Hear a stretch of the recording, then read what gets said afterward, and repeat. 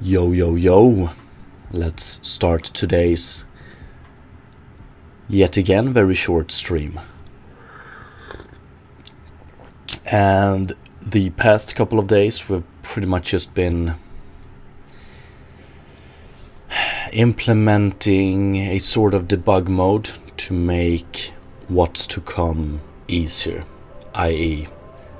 make the water system a little bit easier to implement, hopefully.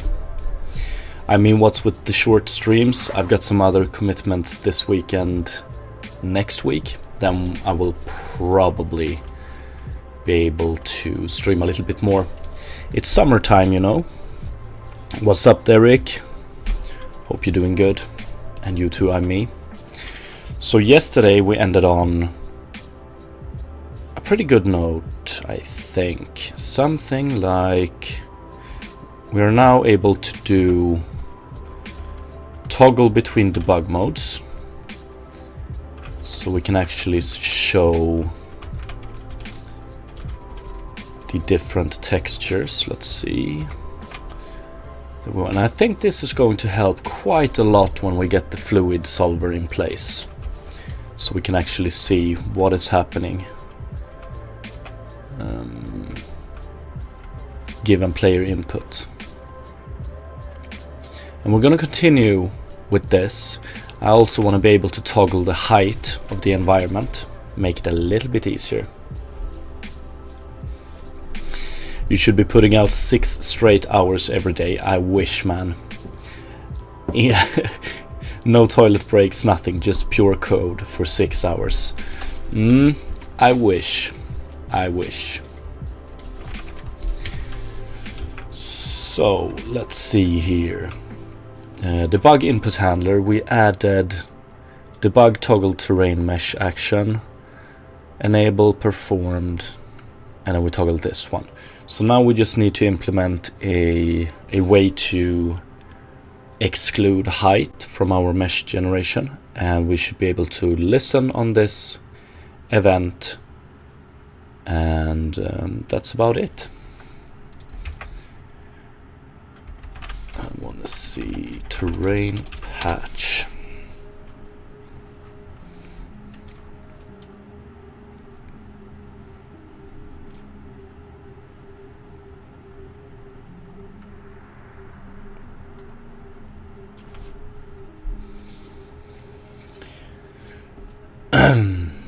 Recalculate mesh data at index. The question is,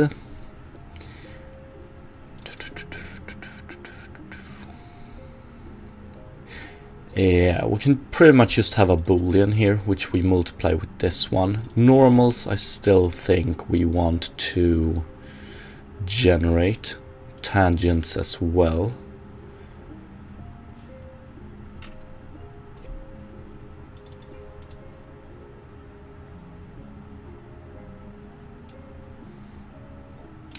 Guess we could do height multiplier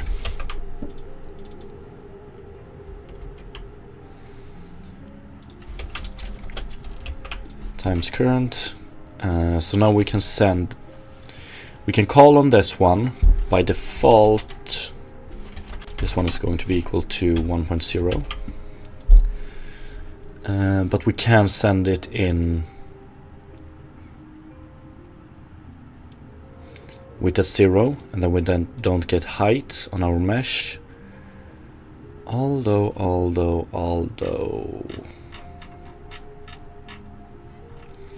And then we have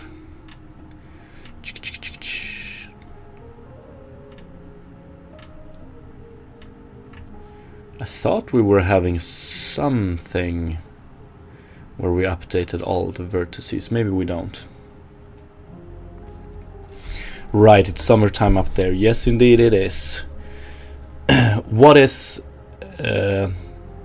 Oh yeah, I was about to ask what freezing cold for you is. So 16 degrees. That's a good summer day. No, a good spring day here. Around 16 degrees. That's a nice temperature for me. What's up, Jacoby?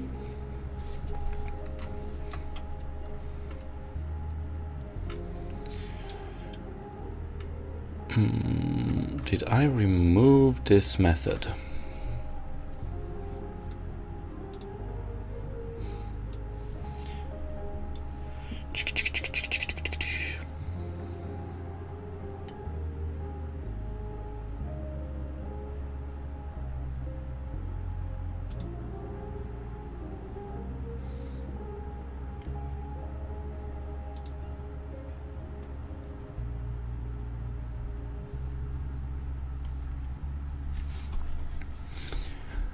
Jacoby, you inspire me, bro. Keep it up. Thank you. Appreciate it. We'll try to. Midwinter at most in Brisbane. QLD goes down to like 8 degrees or so in the middle of the night. Yeah, not really quite like our winters.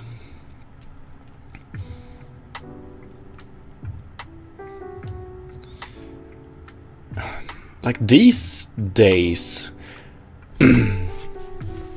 I used to live a little bit more north in Sweden, and like 20 years ago the winters were very nice. A lot of snow, around 0 degrees or right under. But since then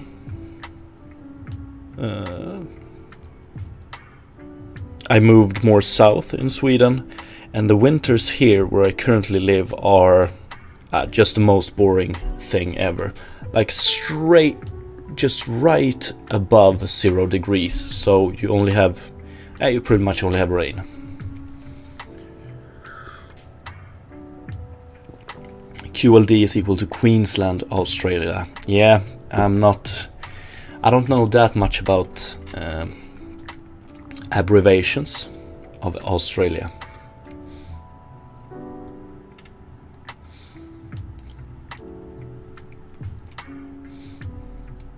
Yeah, sometimes it's really cold here as well. But like,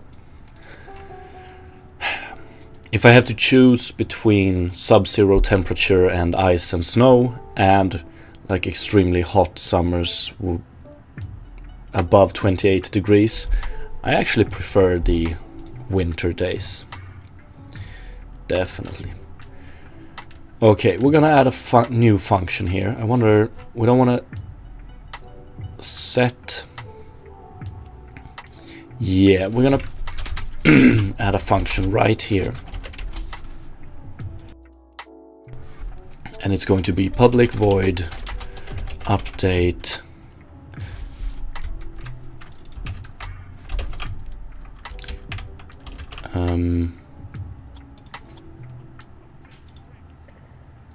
what the fuck? There we have it. It's a private method, however, so I'm thinking of taking that one and moving it up. Recalculate mesh data at index. We're gonna have update all vertex data float. Height multiplier is equal to 1.0f.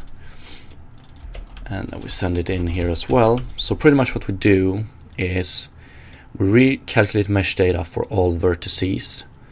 And then we update the vertex buffer data and we recalculate bounds. And then we set the shared mesh. Beautiful. So this one is what we want to listen to, or what we want to call. So in terrain base, we're going to do set debug mode, public void set, or public void update, or toggle terrain mesh height.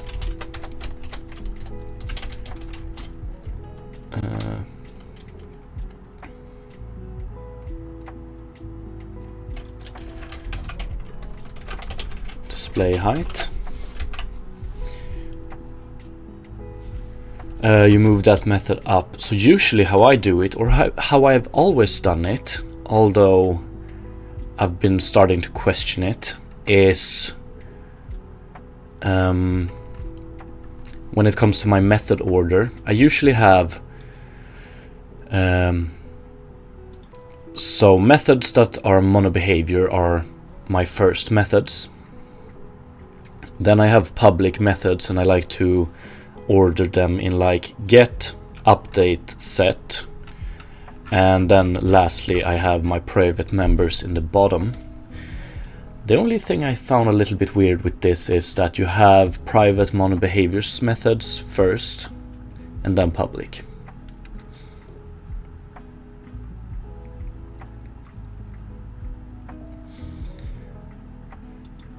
Yeah, all my monobehaviors are private, so it's just how I order them.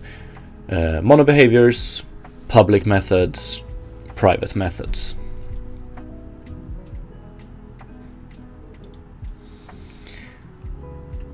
Why are the publics public? Are we talking about these? Or which ones?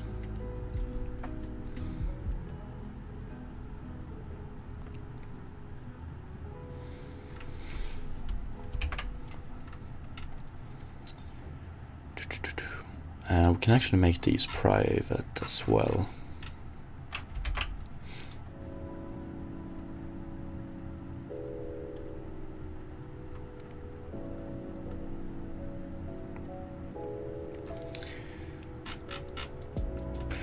Some of these are public when they could and should be private, but we have been doing a lot of debugging. Yeah, you're talking about, for instance, get vertex, for instance.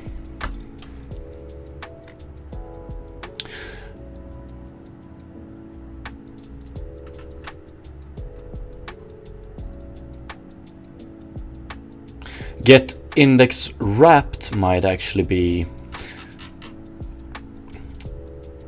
Yeah, we have some publics that should be privates. You are definitely correct. A lot, like we're still in the development, like we're trying and debugging a lot of things, so the visibility of most of these are most definitely going to change eventually.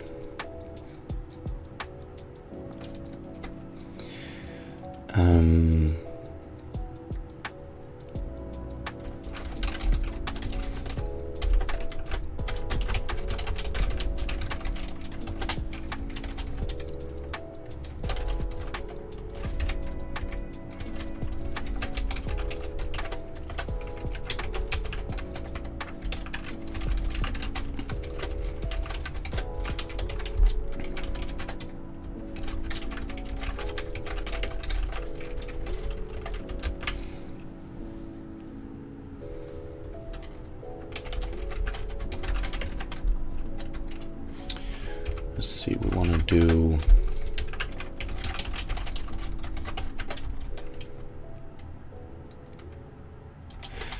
Can you cast bool?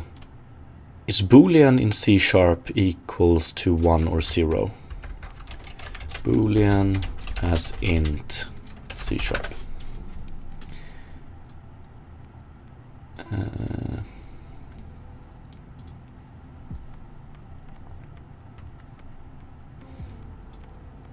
Okay.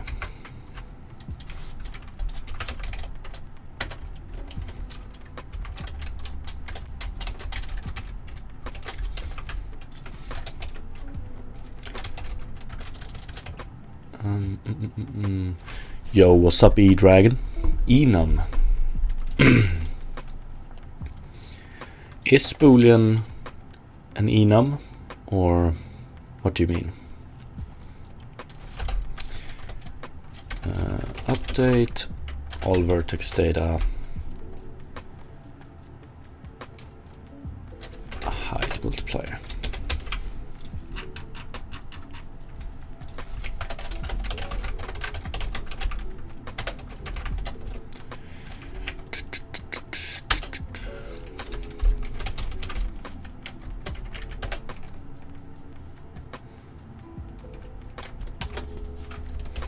Oh yeah, we want to add listener. Good morning, Harukanan.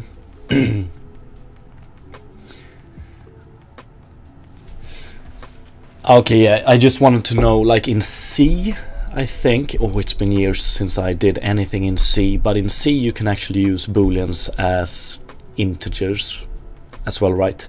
True is always 1 and false is always 0. And chilling with morning coffee and waking up, that sounds wonderful.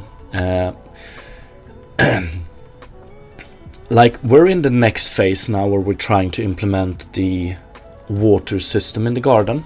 I haven't really converged toward one method yet, so it's going to be a lot of experimenting. And right now we're just doing the pre-setup, like I'm adding something I should have added a long time ago, a sort of visual debug mode for my terrain. We're just doing a lot of prep work to eventually be able to dive into implementing a unrealistic fluid solver, pretty much.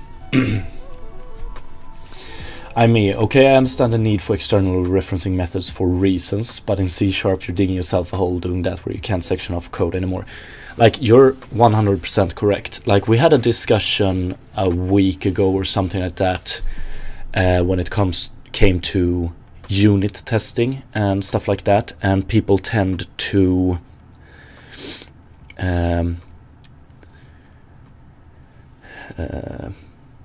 offer, they tend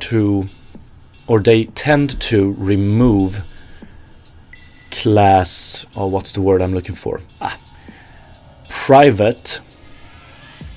They tend to change otherwise private methods and properties to public just to be able to easily work with testing, and that's pretty much the hole I've been digging myself. So if we take a look at some methods and properties in Terrain Patch, they are public when they should not be, and that's because we did a lot of iterative testing. So yeah, that's definitely on the to-do. Accessor modifier, yeah. What's up, Fabic? Appreciate it. Even though you just came here to boo, I appreciate you dropping by.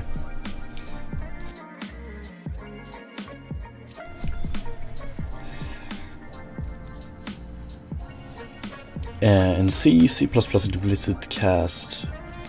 Yeah, exactly. But like, yeah, a hole to be sure. I'm just wondering if, is it that bad? Like, we're doing a lot of experimental developing here, and is it that bad that you have different phases and then you might have a, like, before making it production ready, you have some tasks that include cleanup and, for instance, making public method private if they aren't externally called.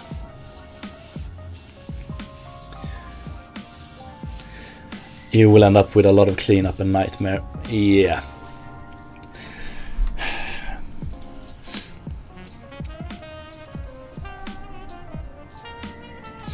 E-Dragon hand on heart, I've never written a test.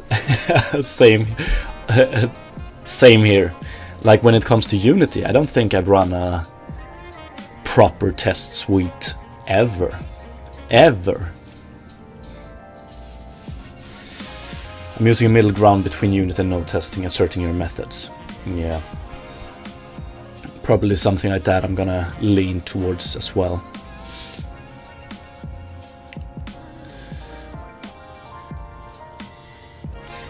Okay.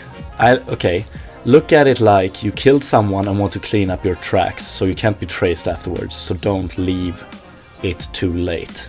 Okay, that's a morbid way to look at it, but good, I would say. So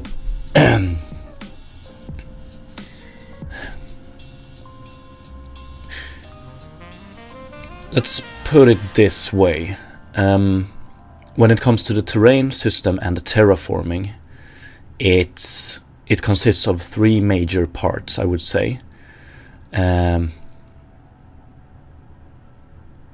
So both terrain and terraforming includes height changes, grass, but everything green related pretty much, and water. Those are the 3 major parts. When we have all of those implemented in an acceptable state, like version 1.0, then we might trace back and do some cleanup.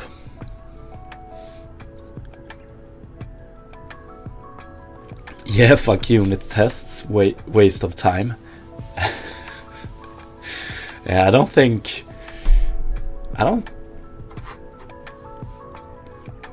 I've ever met someone that appreciates unit testing. Maybe a test engineer, but yeah, that's about it. Okay, let's see. Toggle terrain mesh height, and we call this one. Yeah, let's see if it works. I just remember, like, when proper unit testing is in place, I just found it extremely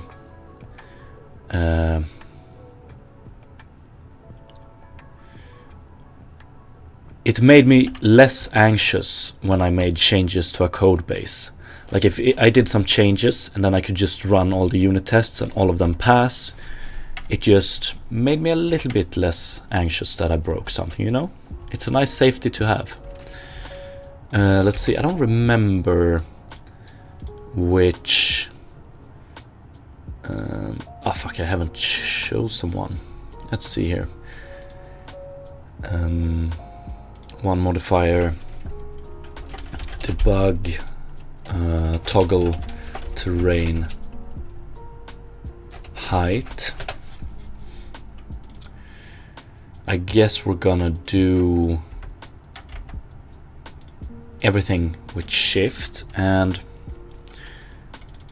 can we do age? Shift age.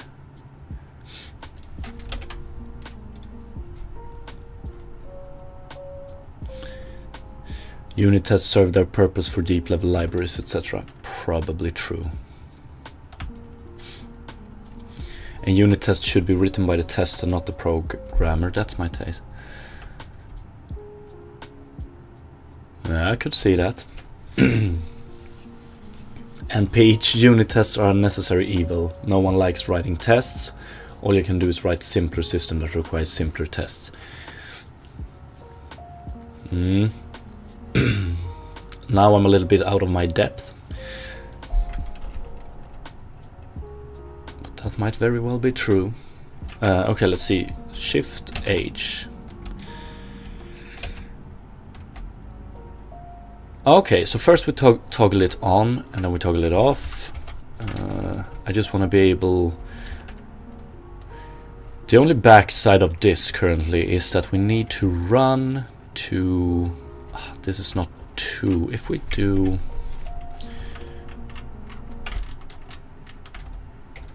We do this. Oh, that is true. So if we do altering after, we might want to be able to toggle it on and off. Okay. So if we change the height mid debug mode, we don't get a height change. Okay.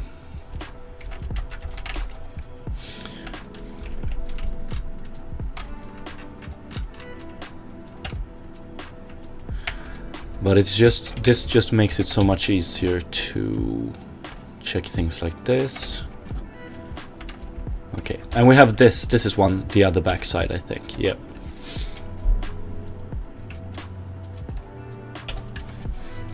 Two things we wanna fix.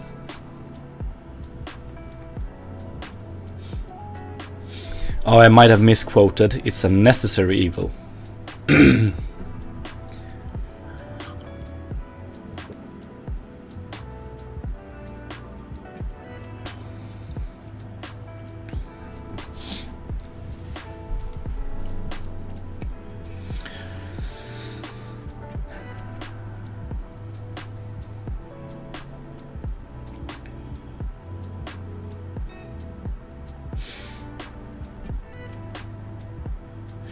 Yeah,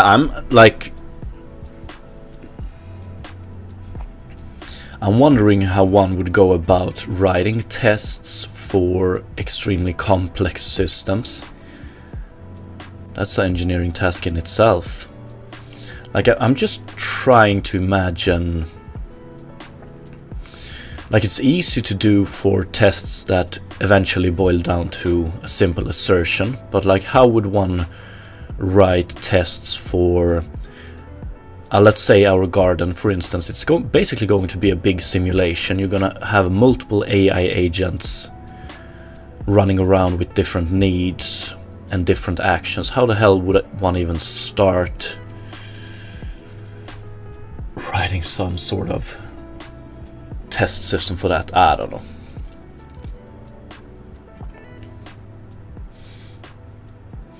But yeah, that's interesting.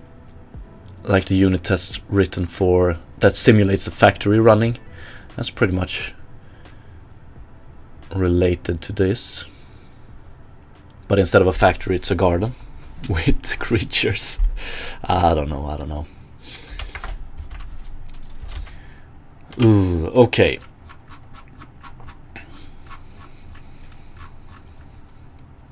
Height multiplier would love to keep this one here. But that's unfortunately not going to be possible. Height multiplier.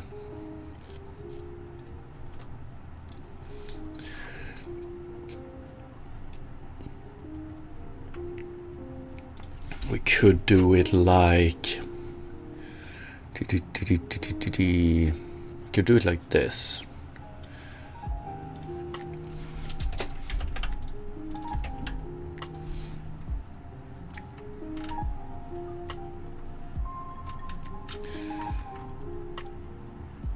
No, I don't want to do it like that. Height multiplier, and then we add a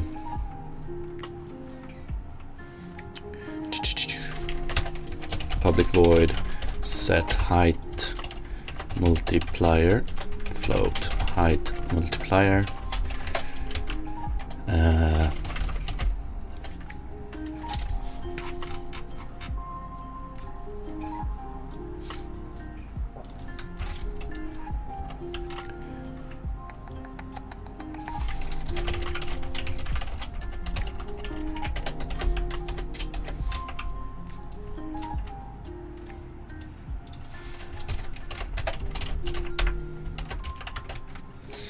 And then update all. See, this is one of those cases where we end up with a public method when we should have a private method. So let's go to this one. Update all vertex data. This one was private. Then I changed it to public to be able to call it from outside. But now we do it this way instead. So this one doesn't need to be public anymore. So yeah, let's fix it right from the get-go. Allocate, create, recalculate, update. And then we do terrain base. And here we do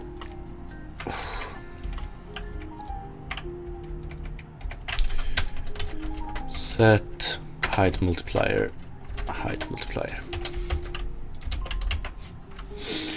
Okay, let's see.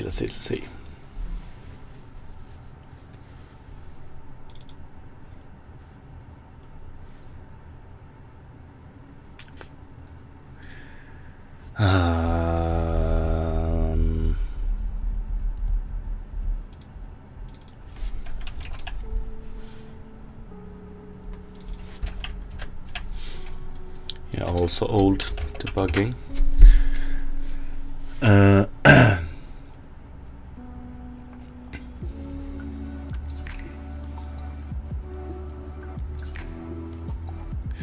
Then the unit test makes sure of situational things like, are all the AI bots operating and moving?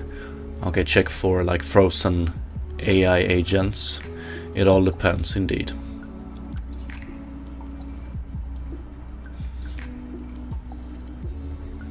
Every new system we were learning in automation was basically writing a statement that runs a washing machine.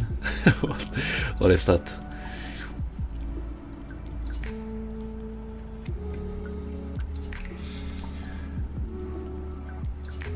And Smack My Peach, actually very easy. You test the smallest Lego block. Yeah, that's what it all comes down to. That's like a good mindset to have, I think, when writing code. You always want to make like small Lego blocks.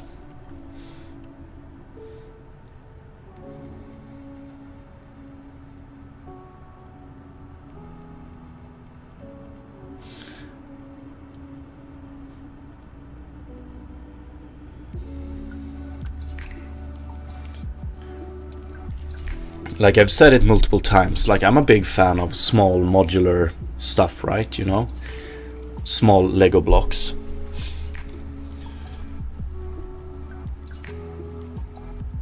And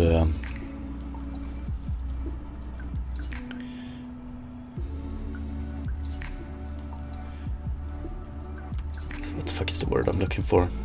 Yeah, one side effect of that is that it makes it a little bit easier to test, right? And Rohit Pattinson, I also like that design philosophy. No tests needed, just drop the demo, let the testers suffer. Yeah. Still want simple stuff to work, you know?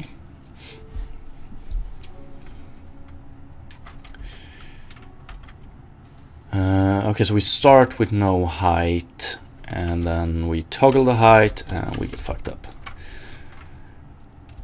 And we start with no height because height multiplier's default is 0. Let's set that one to F.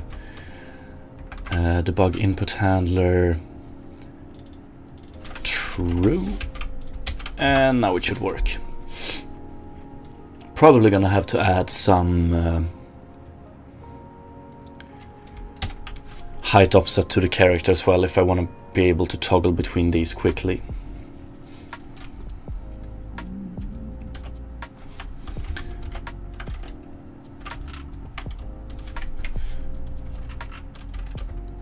Ah, beautiful, now it works. And then we can toggle back to height. Nice.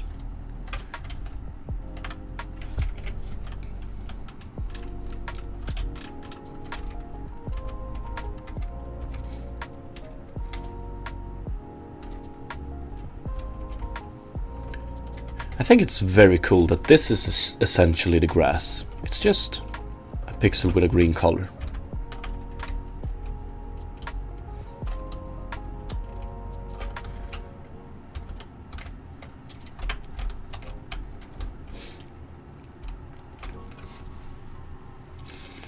Good morning, Desai.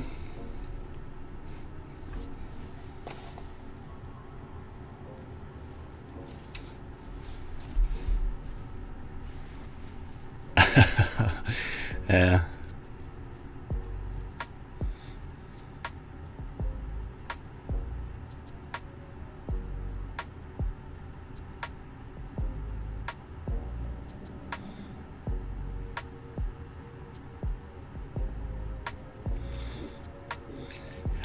Actually, I agree with, I don't know who it was, that you can just public/expose everything and just work on it from anywhere.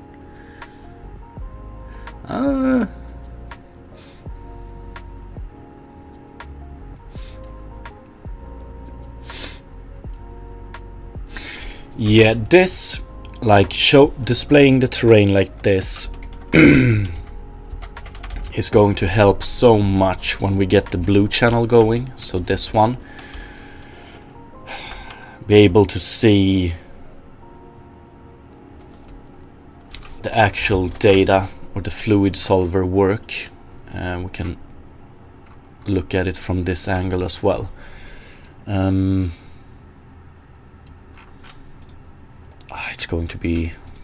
It's going to be interesting for sure.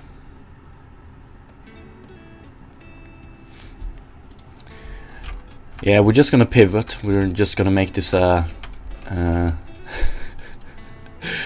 very a very bad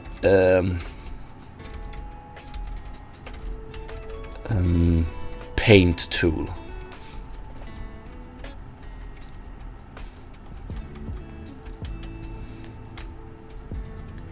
And you can basically change between red and green so far. But that's about it.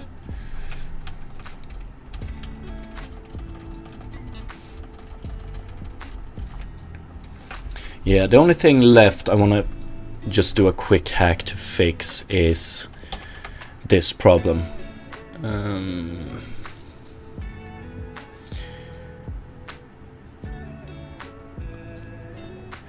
Would like to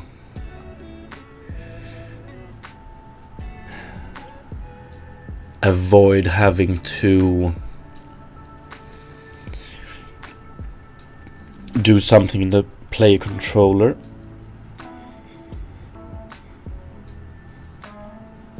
Yeah, I don't know.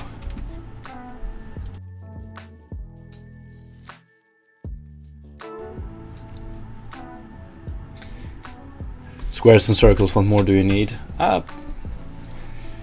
Do more with less. Okay, so what happens here is that we just, when we toggle the height mode of the terrain, we also toggle the mesh or the collider.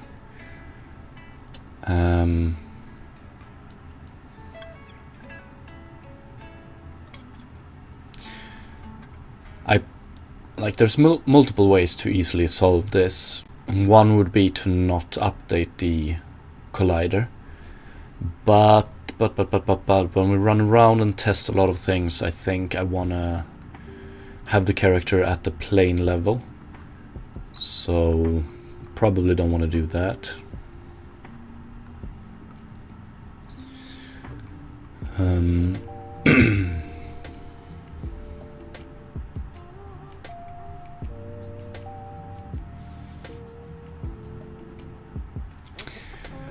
I probably want to do a little bit more complicated way. So when we call terrain patch,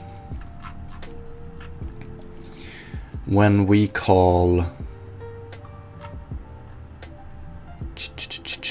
set height multiplier, probably want to check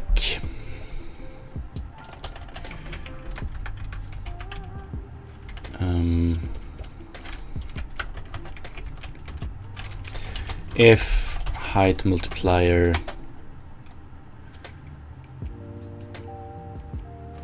is bigger than 0, then we want to do a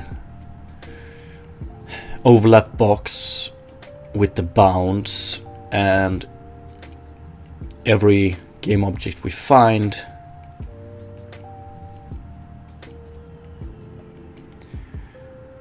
we move up. But do I really want to do that here? Probably want to do it here. And then we can do it on the full terrain patch.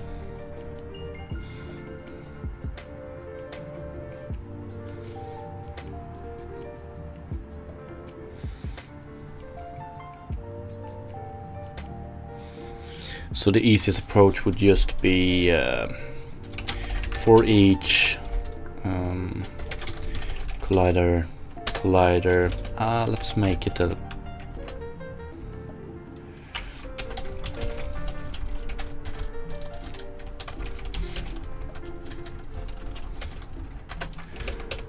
come on, physics.overlap box, center transform.position, half extends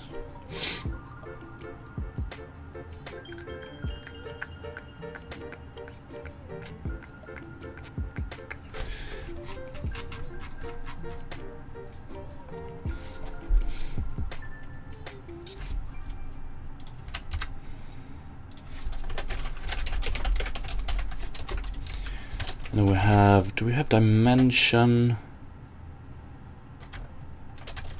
0.5 dimension dot x. Oh, it's actually just a float. And height range dot delta. I think we can do it like this. Height range delta dimension.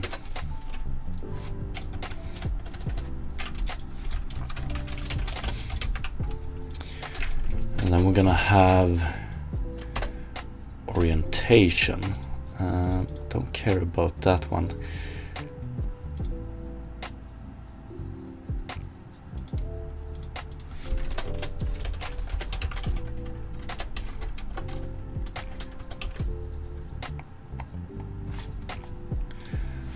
Identity, and then when it comes to layer mask, ooh.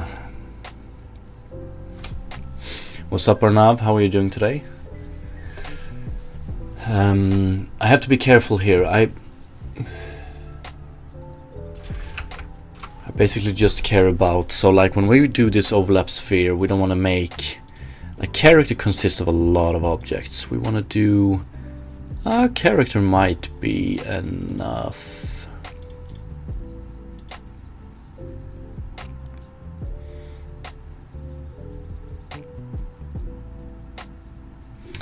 Yeah, I wonder if we can just do it like this for now.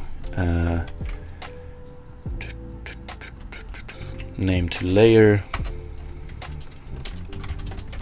character.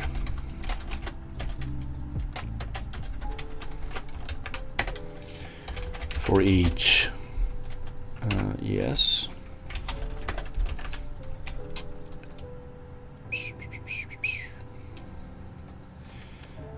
And it's debug related, so I wonder if we might just do we can do transform dot position is equal to plus equals to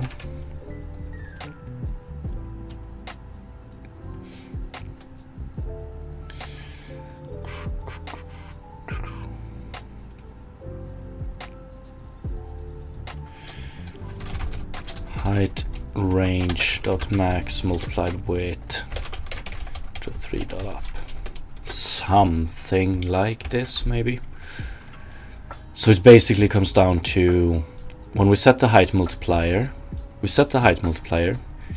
and then we can also check if display height is true.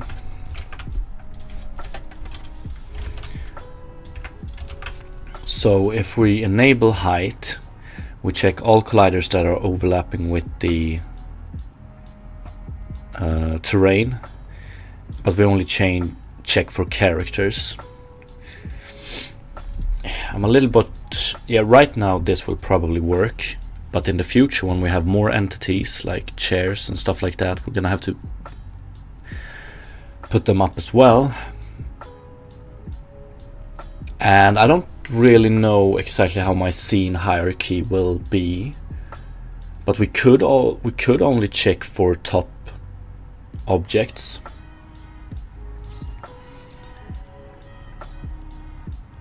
Like objects that don't have a parent.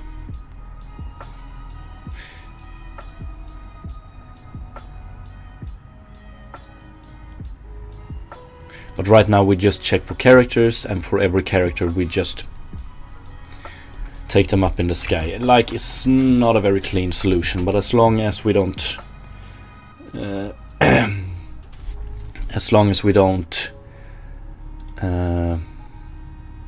fall through the ground, it's okay. E-Dragon, do anyone here have a good resource to learn about shaders? I'm really struggling to wrap my head around it. I should have a few. What's up, Little Miss Murder? I hear you.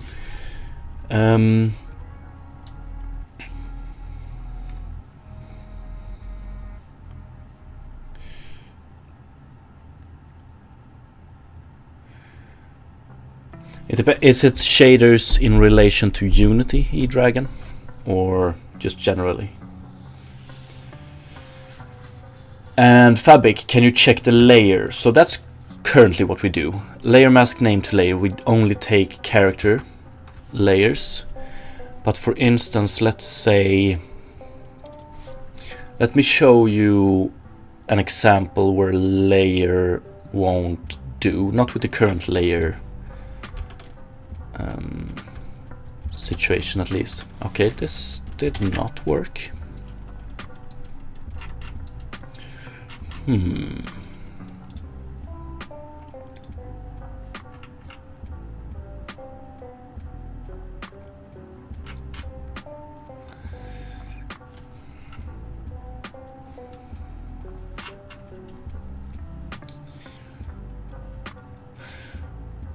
wonder if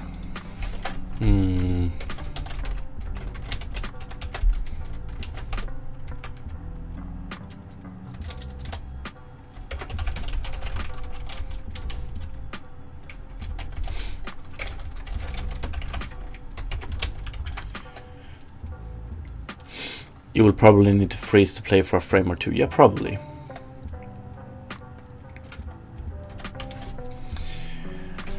Yeah, eDragon generally. I might have to get back to you on that one. I think I should have some resources saved. Oh,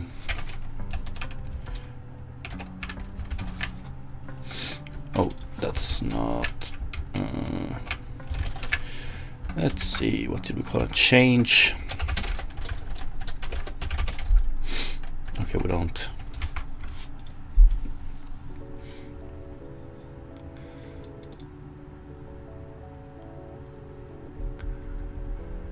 Okay, we don't get any colliders here. Name to layer.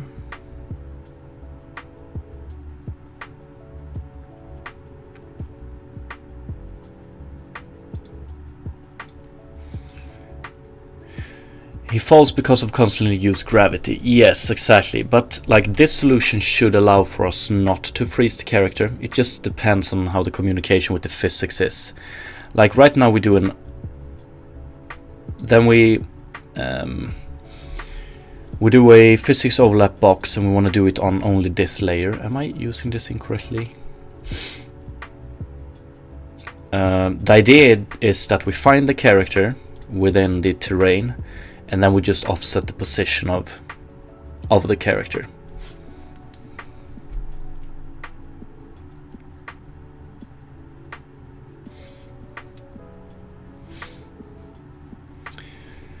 But the problem here is that we don't find it at all, so I just want to check if we can do this. Let's see if it's the layer check that fails.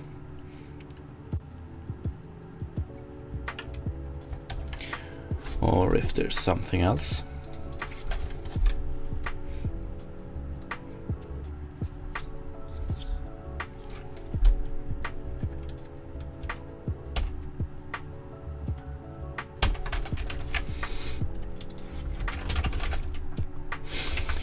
Okay.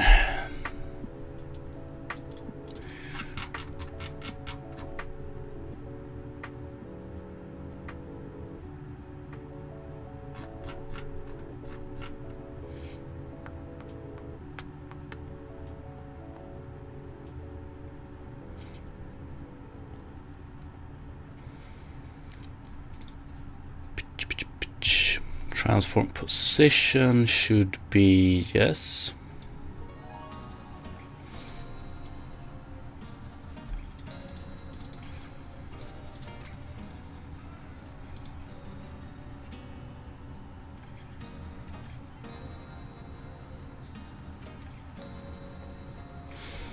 Yeah, so like when we go from a flat terrain to a problem with so when we go from flat terrain to height based terrain, the character happens to be located underneath the terrain, which I hoped this would take care of. Physics update versus game update problem. Yeah, that's one thing I was thinking about as well. Like doing this with a physics object is not what you want to do, but like this one should still One sec. Yeah, no. It's a...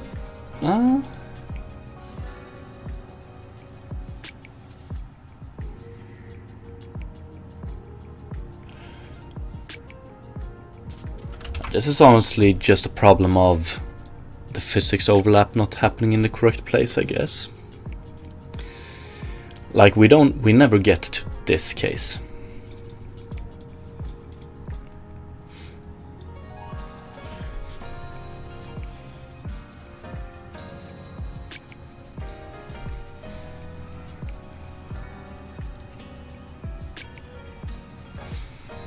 At least you're not getting a T-pose. Yeah, that's one thing. And quicksand, yes, we have it.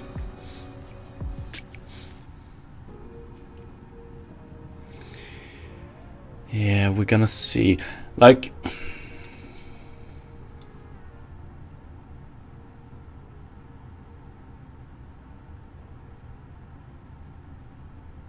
Even if we have a mismatch in when this is happening, we should still be able to... The character objects should still overlap with this one. No matter... Like, there exists a frame interval that is...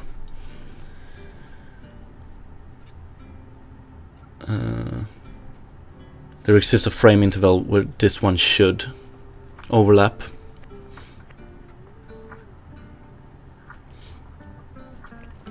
Like, this is a quick implement. It shouldn't be... We shouldn't have to worry about complicated stuff like sleeping the entities and stuff like that. But maybe I should be quiet until we actually find what the problem. Because it might very well be. So height range delta, this one is... So height range is a range object with a min and max, and delta is max minus min. But like, for instance, if we would do...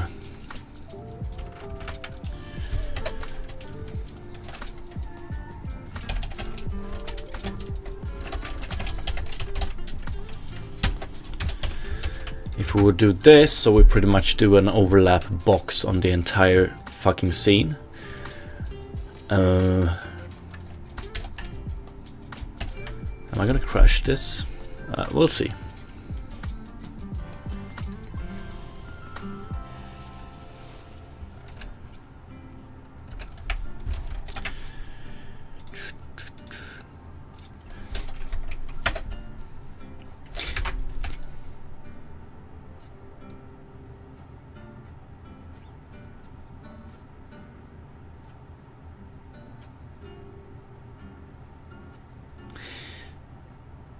Yo.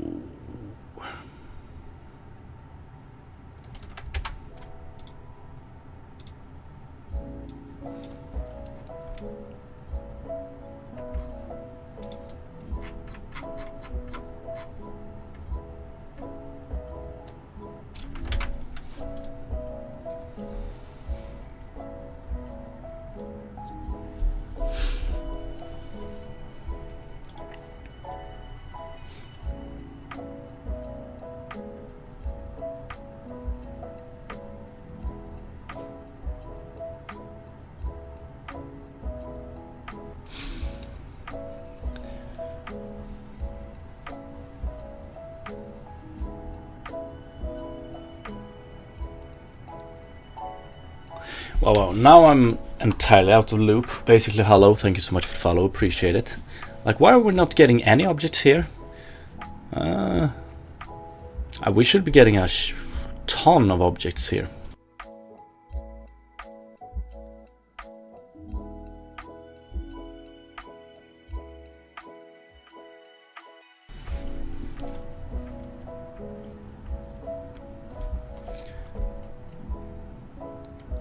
Basically doing, yeah, we're doing a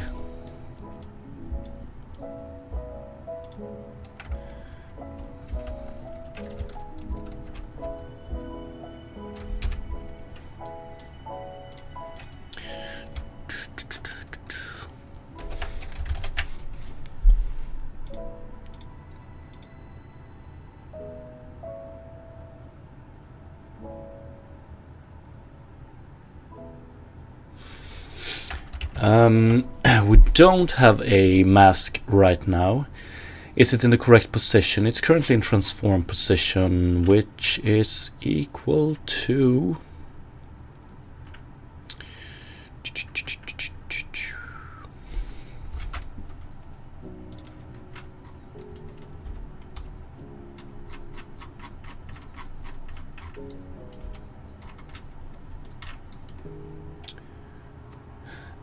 yes. What the hell is going on here? 2000.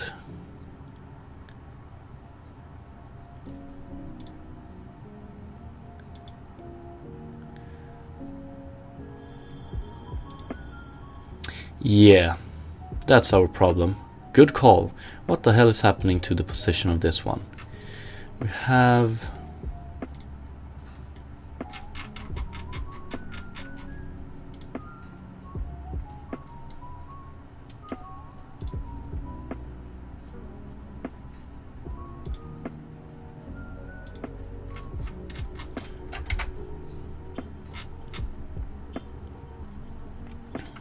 Don't underestimate Unity being one frame out of sync. Yeah, that's definitely true.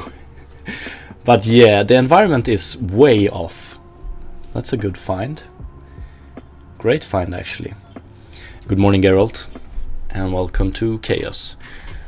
So, environment is in a position of 2000. How come? Yeah, now we create new. And... position. Yes. Yeah, so it's basically just a problem of 0.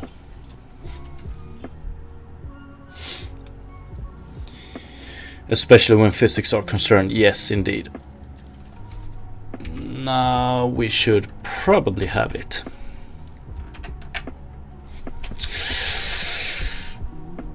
Okay, now we're in T-pose territory.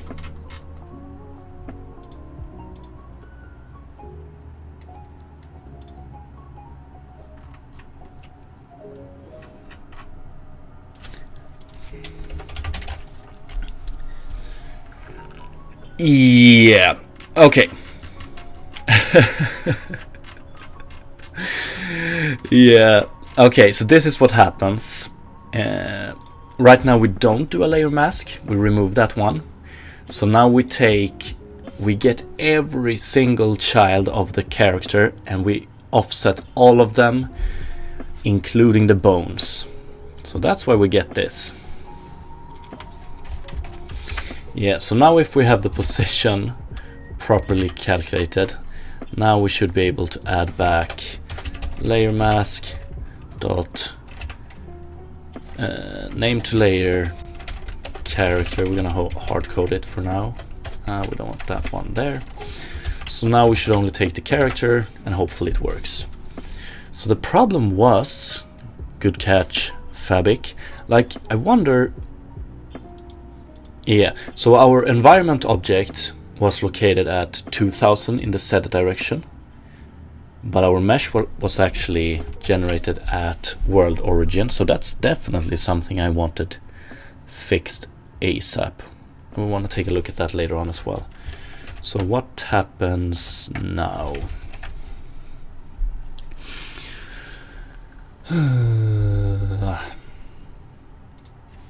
Yeah, now we don't get any object, and now we're back where we started. I think, although I wonder,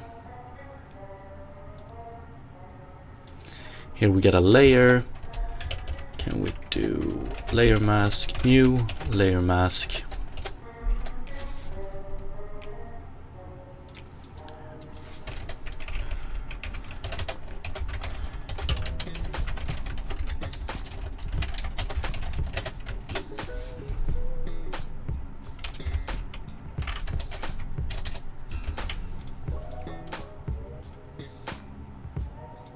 I'm a little bit worried about this one.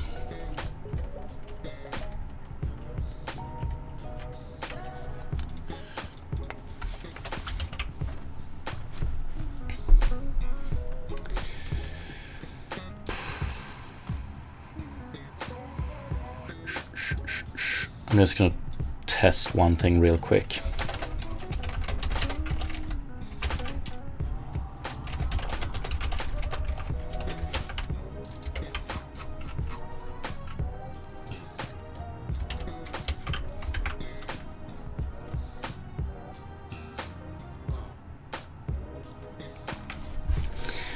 Robin, I already have a full notepad written of ideas how to break your game. Ooh, I appreciate it. You're gonna be able to break it. Let's see here.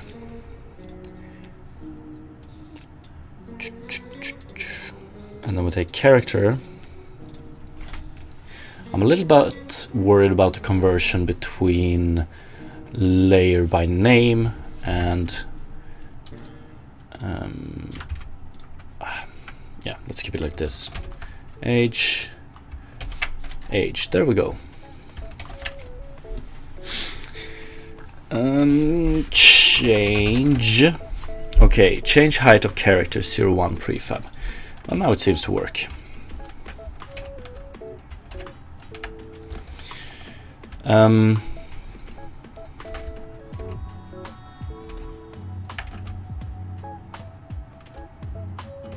So, what I'm wondering here,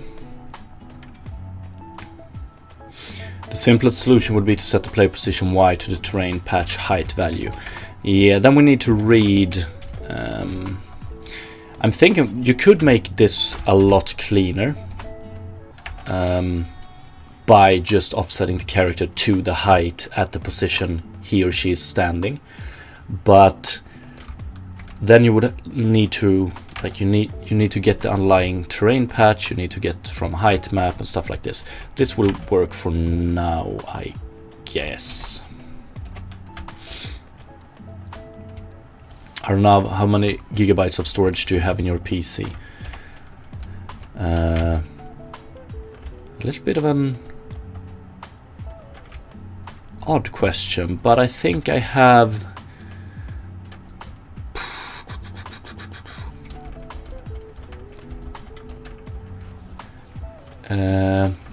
1 terabyte M2,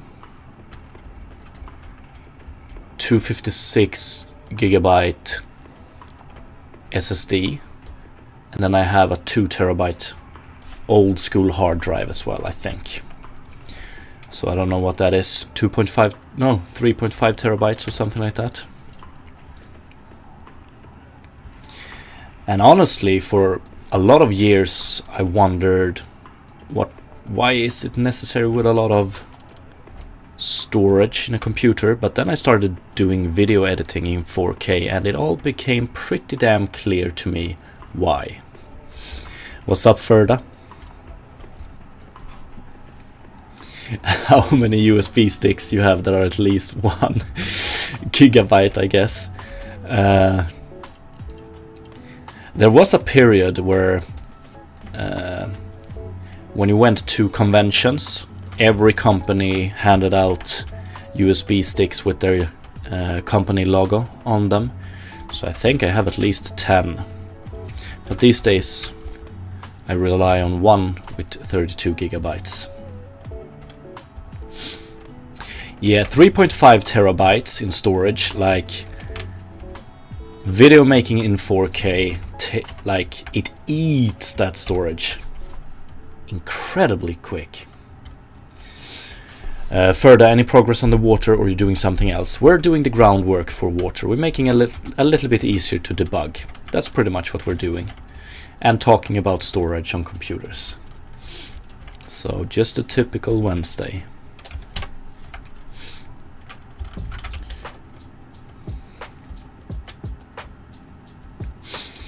USB sticks are useful literally only for storage though, right? I think it's useful when you want to, depends on how you define storage, but if you want to reinstall your computer and you have a, what is the term, Windows or Linux distro on a USB, so then it's useful for reinstalling your computer as well. USB sticks can be used as RAM extension. Oh, the bus. Can it? I would have guessed that the bus latency would be way too big for... I guess it could be used for RAM storage, but not a very quick one.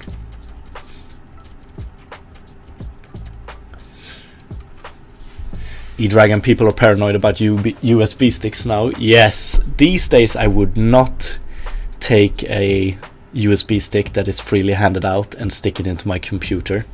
No fucking way, man.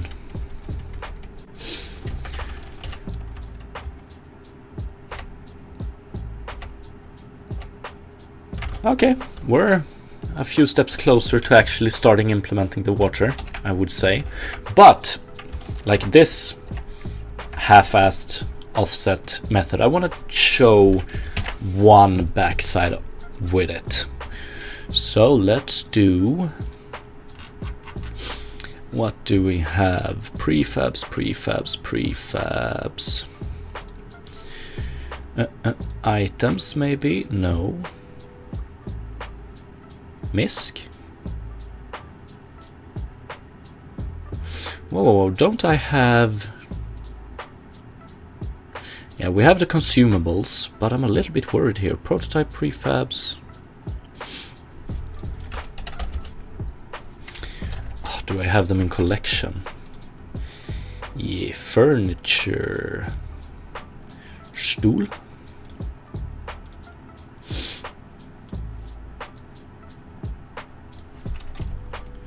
Oops.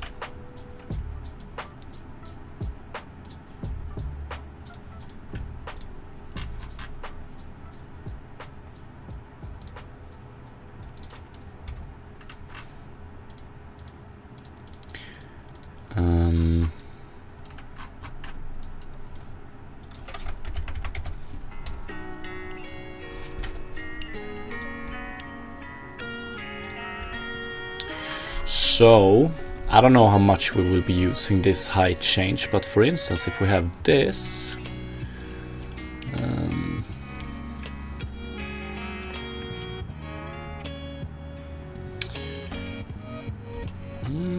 a little bit too much aliasing on the outlines for my taste here, but whatever.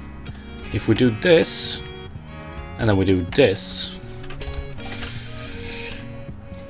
and the little stool here is unfortunately gonna go away.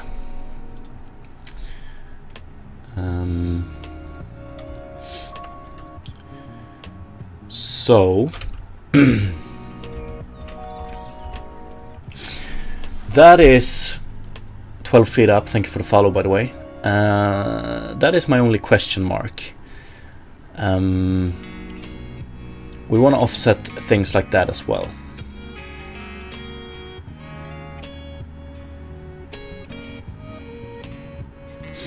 You make an intermediate USB to USB to computer device to suck up any foul intentions. Yeah.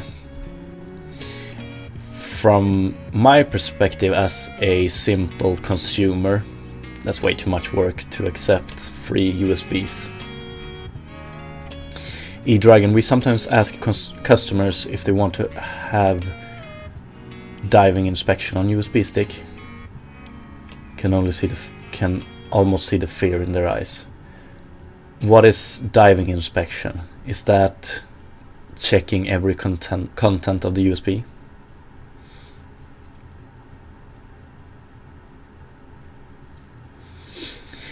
Yeah, Fabic, it's for test only. Like right now, this height change debugging mode, I can see it's being useful in a lot of cases. So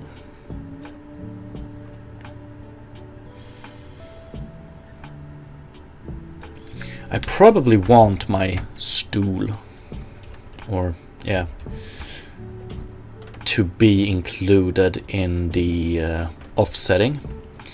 But then we get another problem. I don't know what the current layering says. It's a default layer. Yeah, that's not good. As it should be a foreground object. But like this furniture is going to share layers with, for instance, we have a character mesh, and our character has a lot of stuff here. So we have apparel.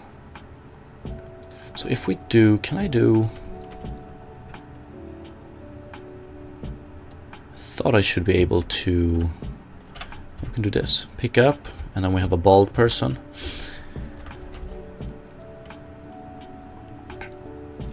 Like, there's really no difference when it comes to layering between an apparel that the character has on and an apparel that is in the world. So instead of doing a layer check, you would, with the current scene hierarchy we have, you could do a parent check. So objects without parents are have some culling issues there as well. Are entities in the world, and those are the ones we want to move up. Yeah.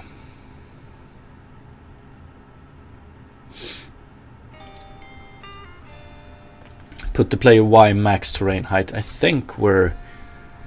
Yeah, that's currently what we did. If we use this one, that's what we do. So now we set it to the max height the terrain can have.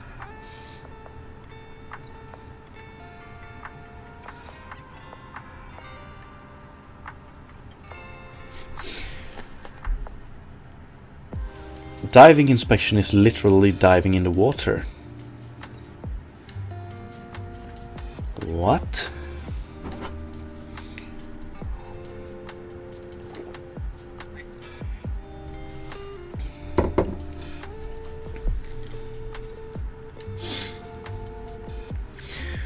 No, so right now we do an overlap box that is the entirety of the terrain base, so all patches. And right now we do it with, now I changed it, so now we do it with a box that has the dimension in X and Z and the height range delta in the Y.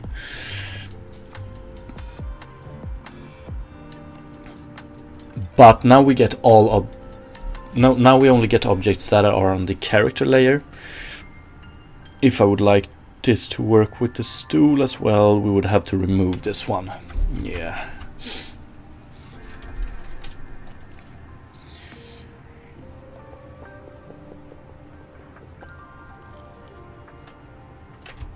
It's a non-issue really, but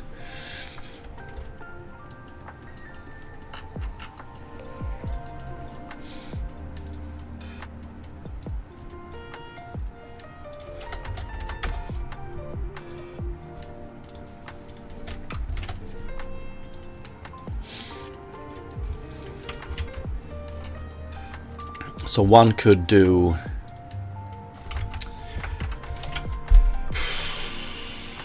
overlap box unity only objects without parents, or actually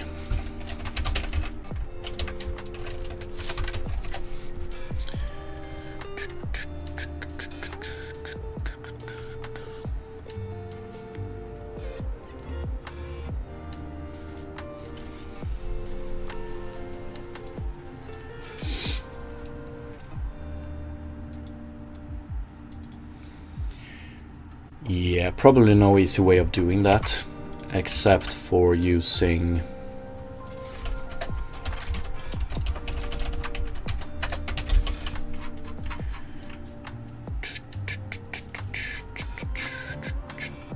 physics overlap colliders dot where c dot transform dot parent is equal to null. And then just remove this layer mask. Extremely costly. I mean, just an aside, are you happy using Google search? I am, but I don't know if it's placebo, but I think I have noticed the results not being as good lately. But overall, I'm extremely happy with Google search.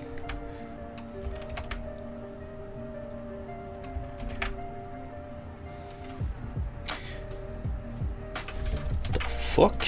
Still only get... How is that possible?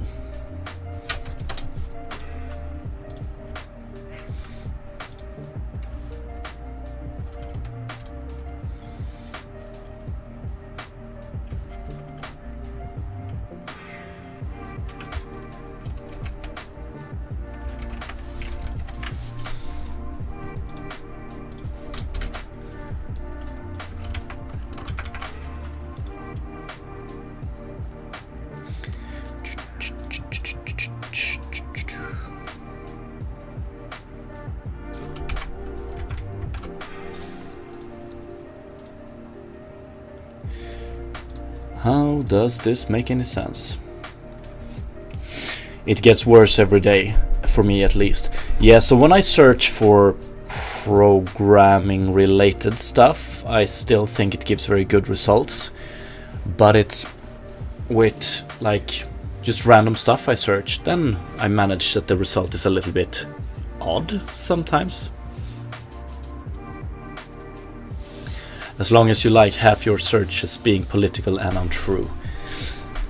Yes, I actually had a period where I went to only DuckDuckGo. But that was way back. That was in like 2012, I think. And you needed to be a little bit more specific with your searches, but overall I was content with it. Yeah, maybe I should try it again. And Little Miss Murder Google be like searching for some technical tidbit on shaders or whatever, and you're given transphobic or conservative YouTube shorts.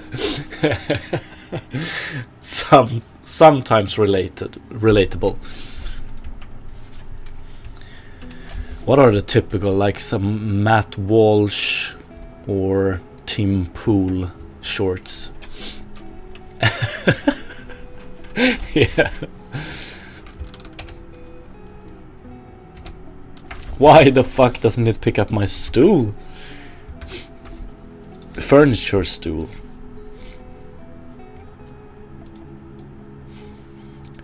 Oh, yeah, I know why. Or do I? Yeah, I do. So the actual stool doesn't have a... Yeah, we need to do this. Colliders, get collider, and we're gonna do rigid body RB in colliders where C transform dot parent is equal to null. That's not true anymore. We want to do where C dot attached rigid body is not equal to null.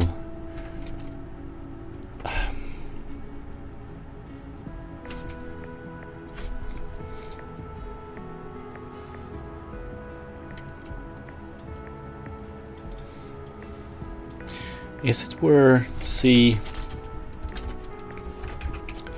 that's rigid body?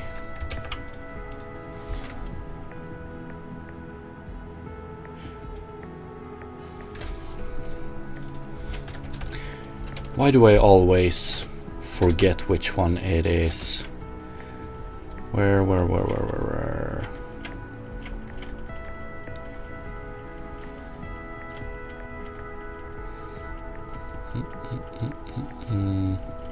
Select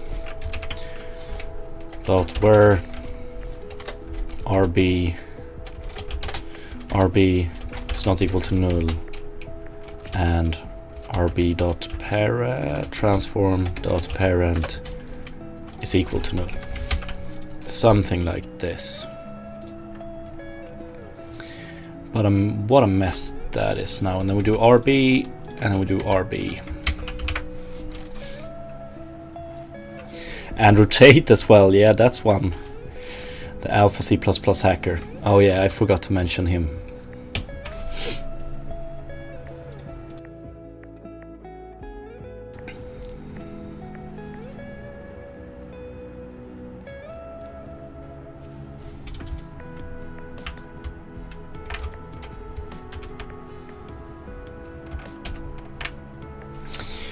Yeah.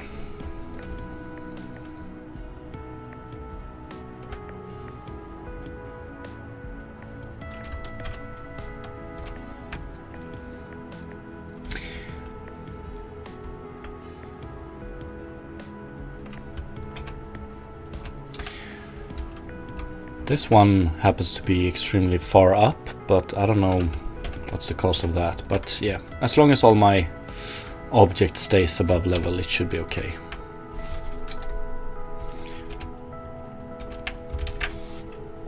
$14. Does that make any sense? 14. No, it does not.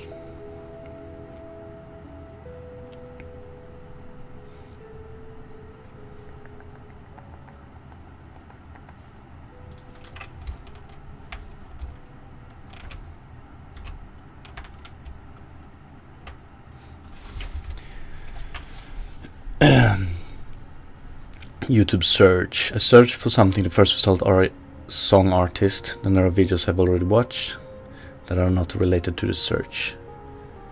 Also, when you search for stuff on YouTube specifically.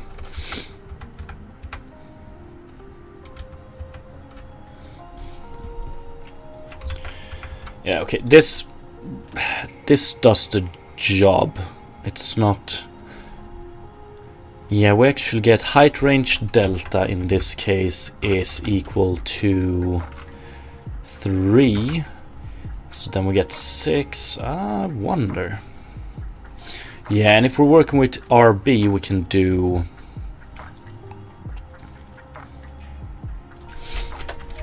RB.set position. Something position, right? Move position.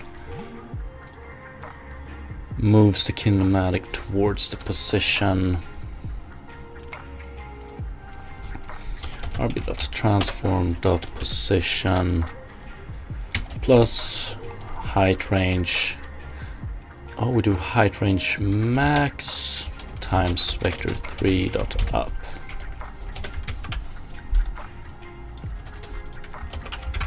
Yeah, just a tiny bit better. Okay, I think this was the last task related to getting a semi-quick debug mode in place for the water bending.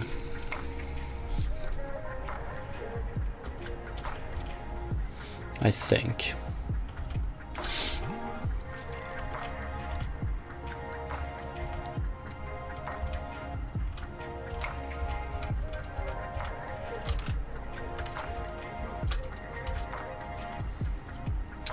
Go see.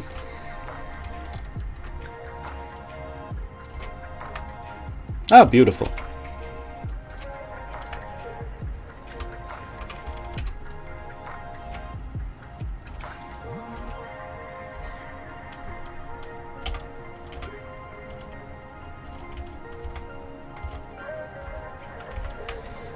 Yeah, we can do with this.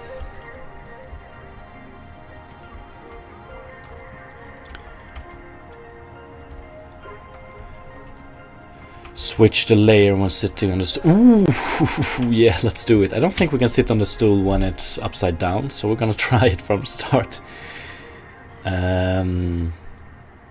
Although I don't remember fully how we implemented. Nah, it should be okay.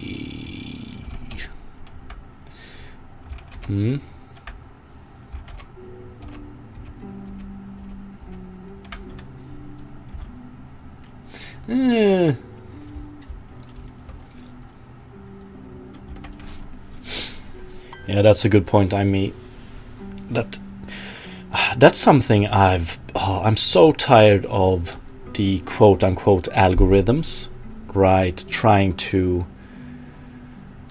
I remember the good old times when, for instance, Facebook actually had a time-based timeline. So oldest, furthest down, and newest in the top. That's just what I want. Busted indeed. I think I'm okay with that behavior for now.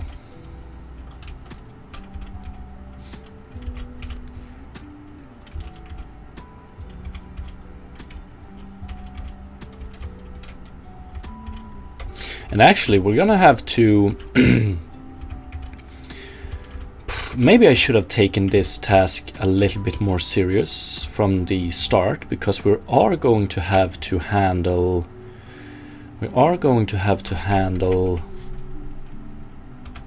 this in a more proper way. I just haven't decided exactly how yet. And we can do, and if we do this, yes. So that's actually get objects in the area we terraform. Because I like the comical effect. So like when the player, let's see here. So how I've visualized this to work is the player has a lot of tools. He brings up the bag of dirt, and that's when you add height to the terrain. So if we go to here and we instantiate a height change, like I pretty much want the height change to pop, and then I want the character to, with some animation, appear on top of the dirt pile. So then we are going to have to check for, and we want that to be clean, so we're gonna have to check for objects in this area. We're gonna have to disable their physics calculations, and we're gonna have to move them up, and we're gonna have to instantiate a animation, and then we put them down.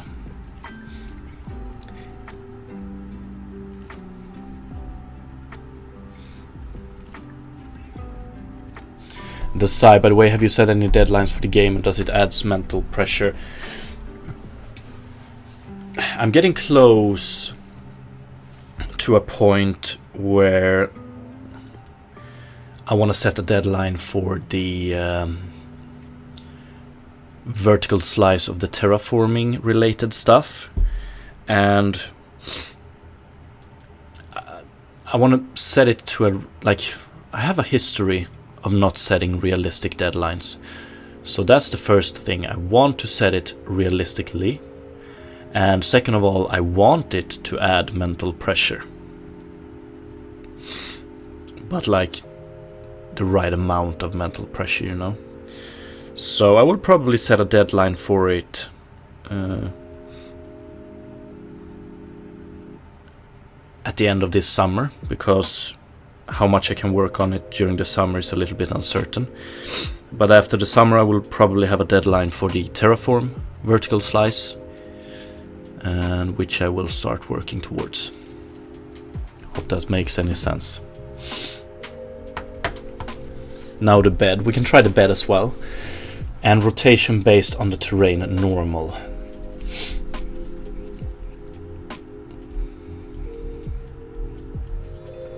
Yes. Yes. Yeah, we definitely want to take rotation into account as well. But like what I've done now is I might have jumped into like this the offset we do on entities that needs to be like pulled up so that it don't fall through the terrain. I could have implemented that the correct way that we're going to use in game, and then rely on that one in the debug scenario instead.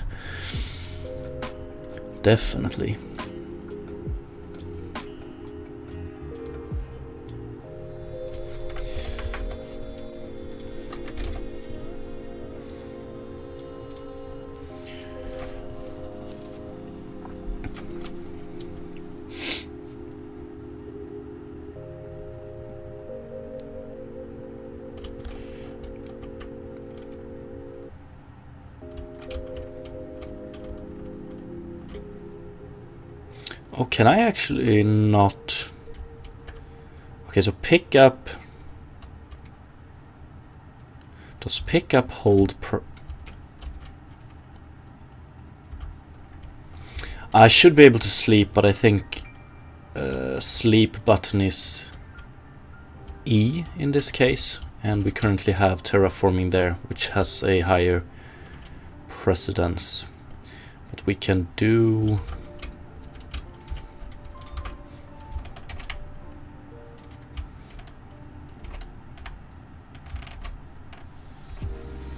Yeah, the pillow got fucked, but...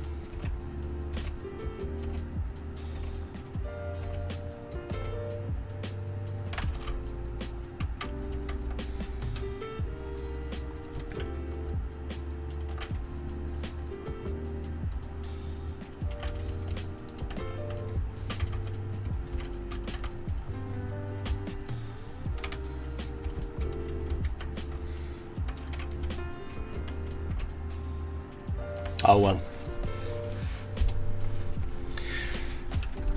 Yeah, we use E for sitting, that is true. Peach, question, when are you getting back to UI stuff? And that's a good question as well. So my thoughts about the the terraforming vertical slice is priority number 1 right now. It does include some UI stuff. So when I say terraform vertical slice, I want to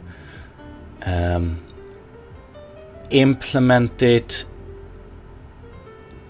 like it would be implemented in the final product, so including particle effects and animation and stuff like that, and that is going to include some UI stuff. So probably after summer, I think. We have Q for sit here. But I wonder why... Yeah, this is just a...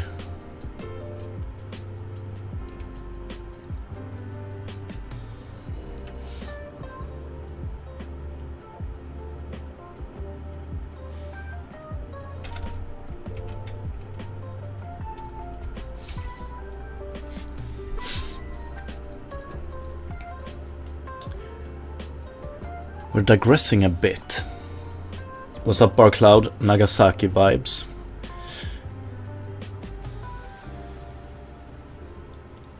What do you mean by that?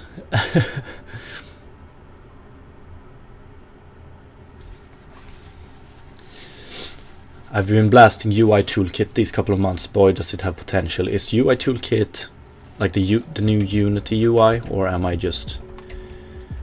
do I not get the reference at all? And as I recently have been struggling with scope creep, but sometimes I feel like deadlines will cause burnout. Maybe it's a coping mechanism. Yeah, it's a hard balance when you set deadlines for yourself. As I mentioned, I'm having the problem of being a bit too optimistic with my deadlines, which does lead to maybe not burnout, but definitely something.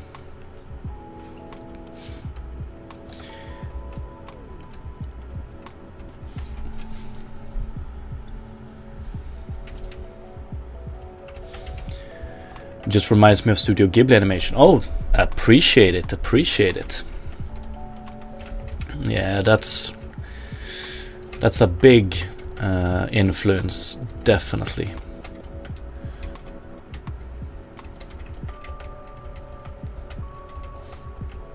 And I just have to put it out there, my favorite Studio Ghibli movie is Ponyo.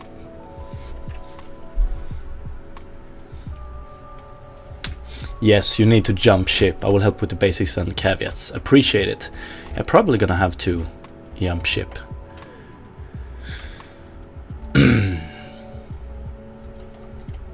How does...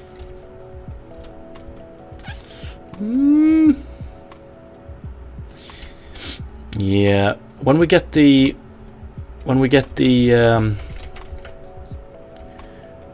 like when entities start affecting the grass, then this will look a little bit prettier, that's for sure.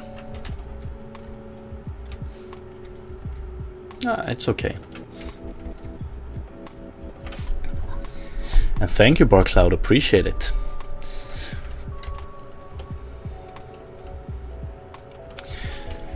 Okay, but we're digressing a bit. Let's see here. Is there anything right now that I can do to simplify the water implementation eventually? I don't know.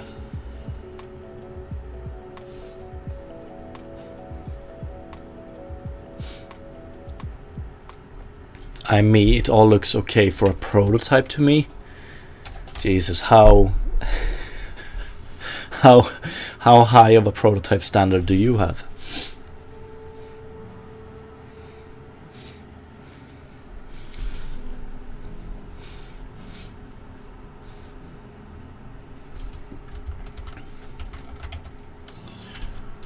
I think we're pretty much done with the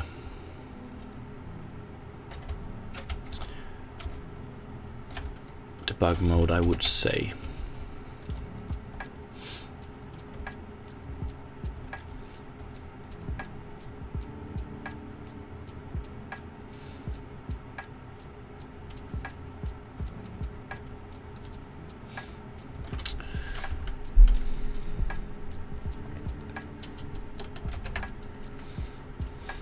Make it work, make it run. Yes, that is what we're gonna move on to now.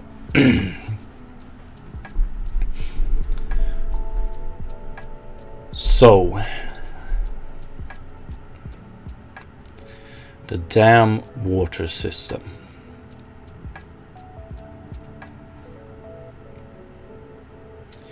And I think today we won't have that much time to actually dive into it, but we might be able to just get some foundation in place. Sell it and release in patches, or release patches. Yeah, that's seems to be the way these days. Definitely. So,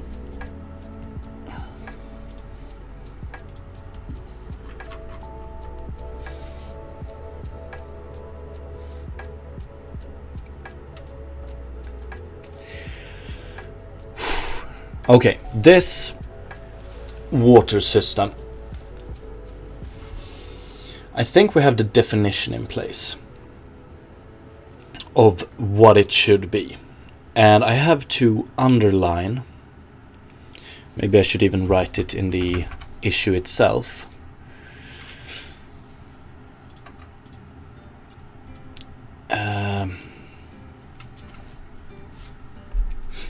I have to underline that this is not going to be a real-time fluid simulation.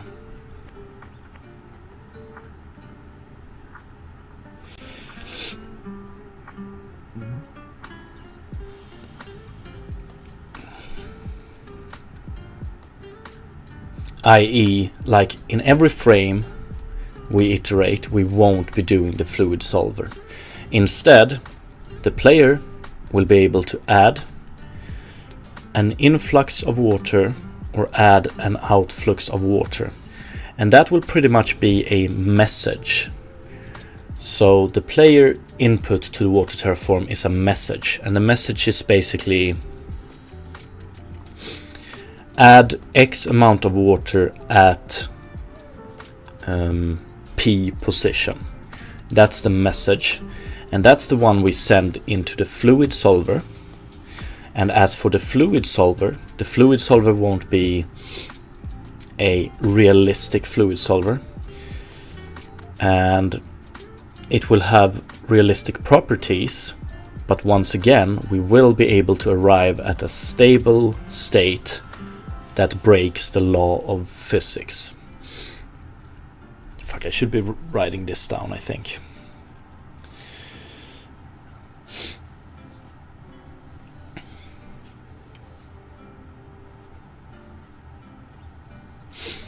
Damn, that's like the most pessimistic. That's the most pessimistic message I've ever gotten, I think. Nah, not really, but the plan is that it will 100% amount to an actual game.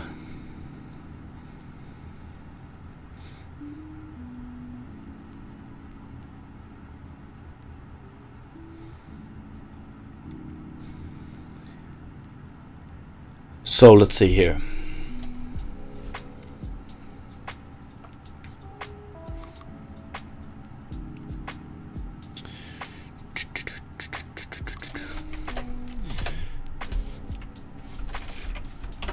The fluid solver will, how do you underline?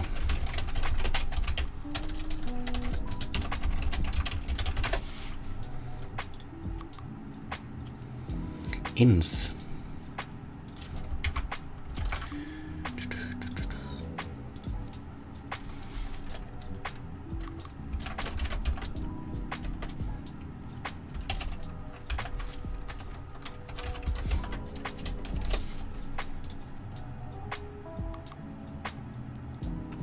Beautiful. Will not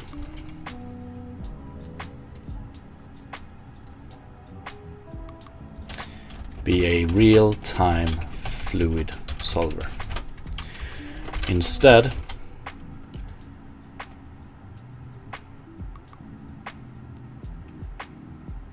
it will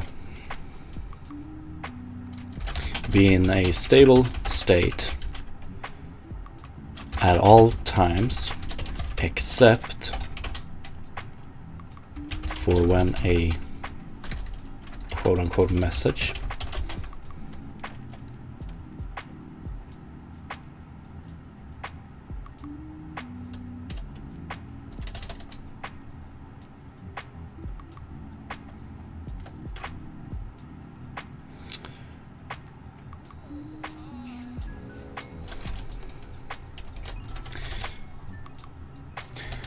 except for when prompted to calculate a new stable state.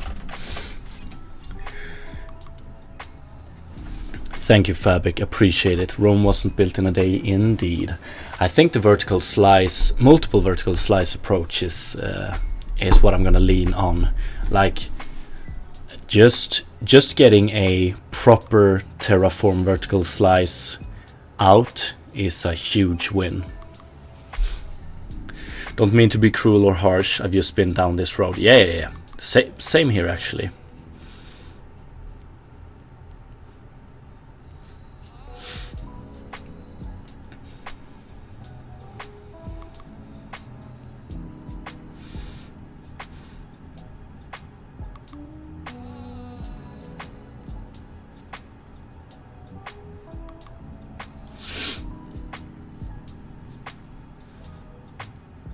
I gotta believe, man. I gotta believe.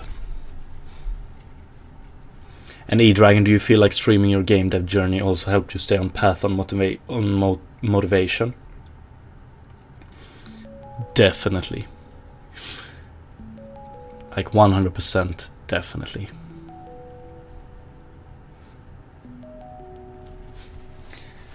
I think you're cool and you're learning. I love it and I tune in. Appreciate it. Let's see here. The end goal is to get at a complete game. Definitely. I think we're on the right course. We're on the right course. Yeah, this was on a... yes.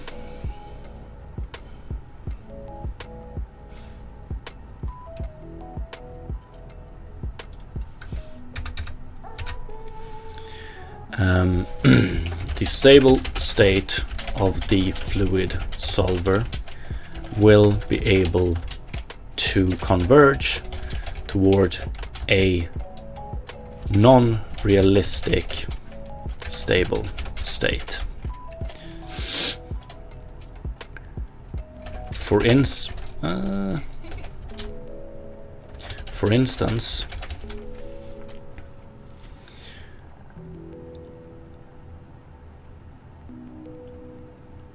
one stable state I just need to write this example down, definitely, might be a pool of water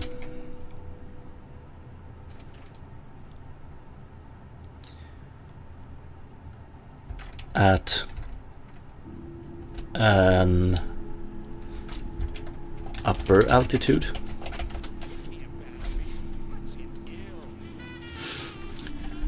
be a pool of water at an upper altitude with a pool of water at a lower altitude and a ever-flowing river between them, even though even though there's no influx of water at the upper pool and no outflux of water at the lower pool. This makes sense, right?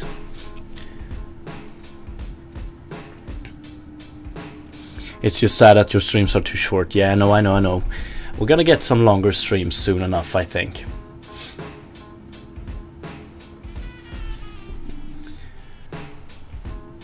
Have you even had to tinker with Unity interconnect stuff like Unity events when the gameplay comes into play? Yeah, like I have two, although they are discontinued now, I have two released, fully completed games. Actually 3. 2 of them being extremely simple. So yeah, we got some experience with that.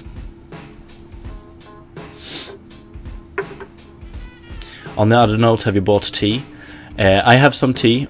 Unfortunately, didn't go down to the tea shop, so it was some default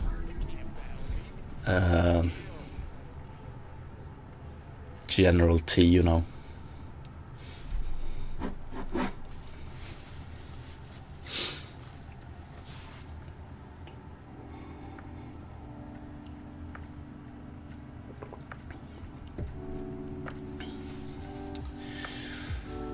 I think this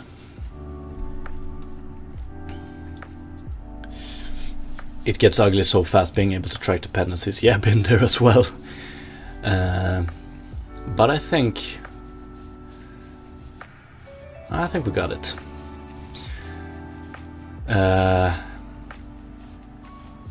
So if we take a look at the current implementation of the terrain and the terraform, we actually have 2 separate systems with entry and exit points, although the entry and exit points are a little bit bigger thanks to public method instead of privates right now. But the actual terraform, like the implementation of the terraform we use now, are going to be the same implementation of terraform we use for the actual gameplay. So that communication is in place. You're super smart, I will give you a pass for now. Yeah. Hang around and we will see if you regret that pass. What's up, Tutu Apps?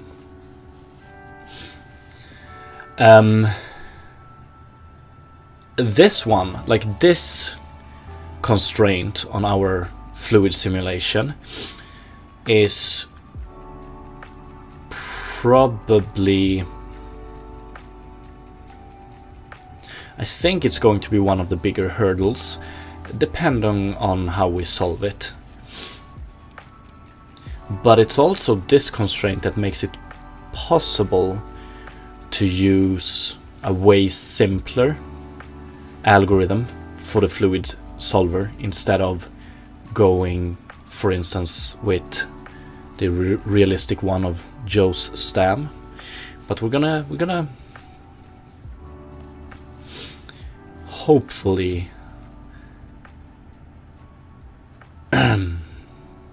like the goal is when I start streaming on Monday again, I will hopefully have an initial algorithm in place and jump right into implementing it.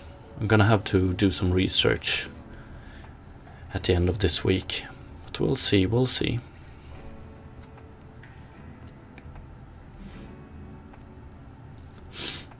Like, if we did not have this constraint, I think I've reiterated this point one time too many. If we did not have this constraint, one could just implement Joe's Stam fluid simulation or solver, let it iterate on a separate thread, and as soon as it's stable, according to some rule set, then we add it to the world. But that fluid solver will never arrive at something like this as a stable state. Or it's my understanding at least.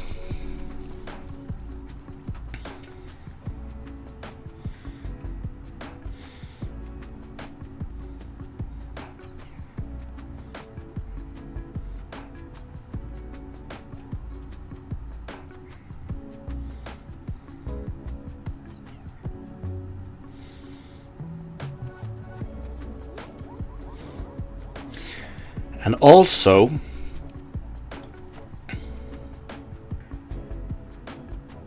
when we debug this, we're gonna want to, so the final idea is that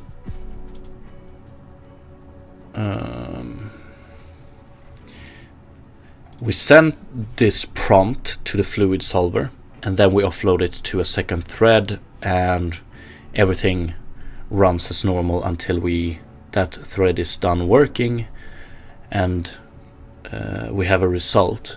But now, during debugging, we're gonna have to do some hacks here, because we actually want to see what's happening behind the scenes. So we're probably, instead of putting this on a separate thread, we're probably going to work with coroutines, and we're going to let each iteration of the fluid solver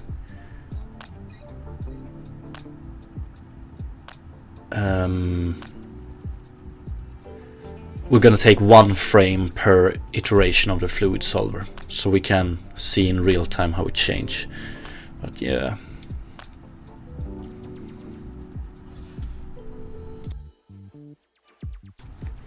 Like, there's a lot of decisions to have to be made here.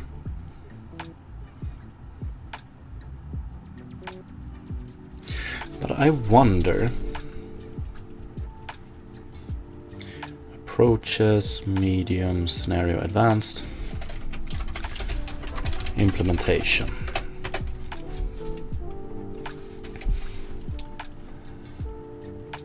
And eventually, it all depends. I don't know if the underlying data structure as it is right now really allows for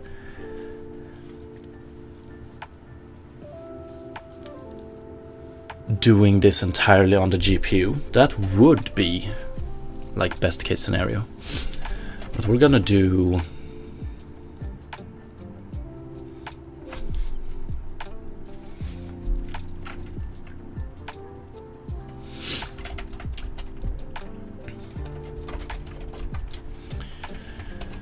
I think this is the one we're gonna do first of all.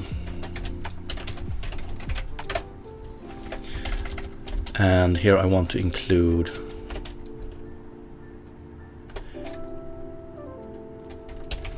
fluid solver. And this is what we're gonna jump into on Monday morning. Because now, unfortunately, I need to run for today. But I promise when I get back, when I stream again on Monday, I'm gonna have a chosen algorithm, and we're just gonna start implementing straight off the bat, because I think I have everything else in place I need now. But yeah, so as always, thank you so much for watching, everybody. Appreciate it, and also have a great weekend. Peace.